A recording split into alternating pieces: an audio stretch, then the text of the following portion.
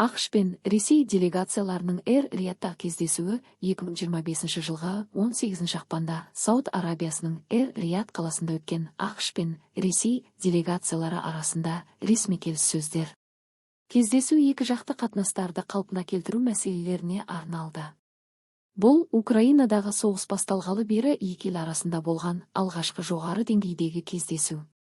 2025 жылғы 12 ақпанда АКШ президенті Дональд Трамп пен Ресей президенті Владимир Путин телефон арқылы келіссөздер жүргізді. Әңгіме барысында екі елдің басшысы екі жақты қатынастарды талқылап, байланыстарды жалғастыруға келісті.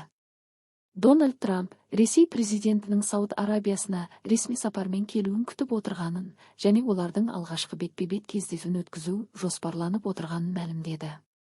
2025 жылғы 15 ақпанда Трамп әкімшілігі Ресейдің қатысуымен Сауд Арабиясында бейбіт келіссөздер өткізуді жоспарлап отырғанын хабарлады. Бұл жаңалық Украин шенеуніктері үшін күтпеген жағдай болды. 2025 жылғы 17 ақпанда Ресей президентінің баспасөз хатшысы Дмитрий Песков Ресей мен АКШ арасындағы келіссөздердің негізгі тақырыбы Ресей-Америка қатынастарының толық кешенін қалпына келтіру болатынын хабарлады. Келіссөздерге Ресей делегациясының сыртқы істер министрі Сергей Лавров, президенттің халықаралық істер жөніндегі көмекшісі Юрий Ушаков және Ресейдің тікелей инвестициялар қорының басшысы Кирилл Дмитриев бастап барды. Сонымен қатар Ресей тарапының құрамында Ресейдің Сауд Арабиясындағы елшісі мен бірқатар сарапшылар да болды.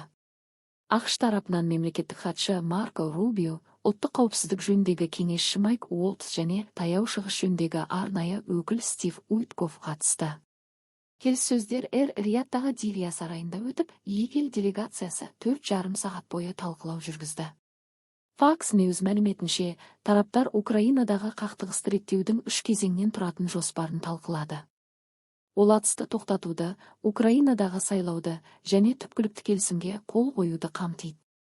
Кездесу барысында тараптар Арктикадағы энергетикалық жобалар бойынша екі ел арасындағы ынтымақтастық перспективаларында талқылады.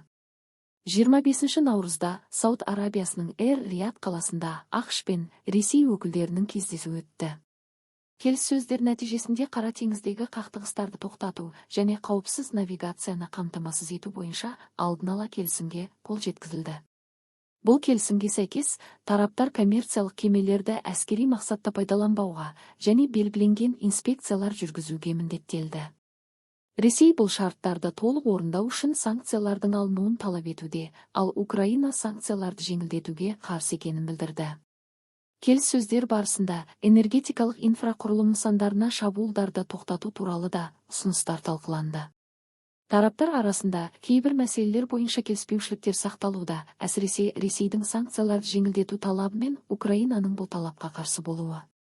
Кремльдің баспасөз хатшысы Дмитрий Песковтың мәлімдеуінше, кездесудің нәтижелері талданып, Вашингтонмен байланыстар жалғасады. Алайда келіссөздердің толық нәтижелері жарияланбайтыны айтылды. Бұл келіссөздер 3 жылға созылған қақтығысты тоқтатуға бағытталған маңызды қадам болып табылады, алайда толық бейбітшілікке қол жеткізу үшін әлі де көптеген кедергі бар. Атап айтқанда, тараптар арасында ядролық нысандарды бақылау және үздіксіз шабуылдар мәселелері бойынша келіспеушіліктер сақталуда. АКШ, Ресей және Украина Сауд Арабиясының астанасы Риядта өткен келіссөздерден кейін ресми мәлімдеме жасады.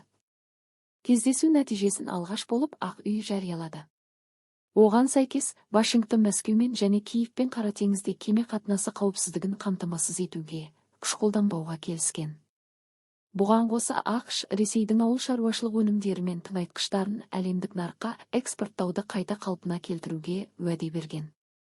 Ресей мен Украина тұтқын алмасуды жалғастыруға, энергетикалық нысандарға шабуылды тоқтатуға келісті. Қос тарап та бұл мәлімдемені растады. Тек Мәскеу кеме қатынасы қауіпсіздігі туралы пункт Ресейден санкциялардың бір бөлігі алынып басталғанда ғана күшіне енетінін жеткізді. Бұған қоса, Кремль Ресей мен Украинаның шабуыл жасауға тыйым салынған энергетика нысандарының тізімін жариялады. Украина президенті Владимир Зеленский шабуылдан қорғалуға тиіс стратегиялық нысандар тізімін АКШ-қа жібергенін растады.